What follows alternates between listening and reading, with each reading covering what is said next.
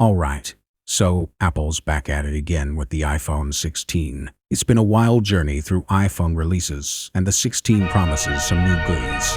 Let's dive into what's new, what's the same, and if it's worth the upgrade. Unboxing feels as premium as ever.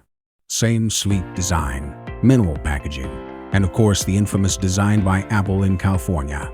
Note, but here's where things get interesting. The design, clean, but hey, it's still very much in line with the iPhone 15.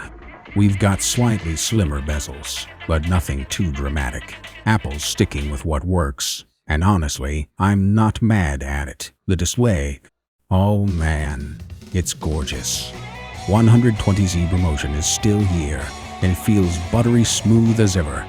The brightness hits crazy high levels, so no worries using this under the sun. And yeah, the dynamic island is still hanging around. Now let's talk cameras. Apple dropped some upgrades here. The main camera is sharper with better low-light performance, especially for video.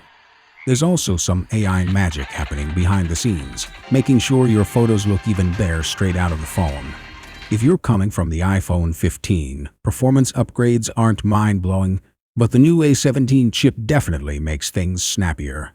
You'll notice it in gaming, video editing, or heavy multitasking. Battery life is also slightly improved, which, honestly, we can never have enough of.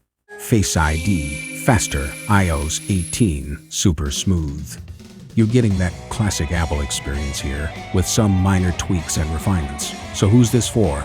If you've got an iPhone 14 or older, this is a solid upgrade. But if you're on the 15, you might want to wait unless you're really into those camera and performance boosts.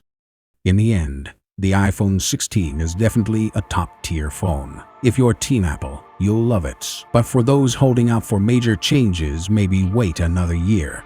Either way, Apple's still killing it. If this helped you out, hit that like button and subscribe for more honest tech reviews. Catch you in the next one.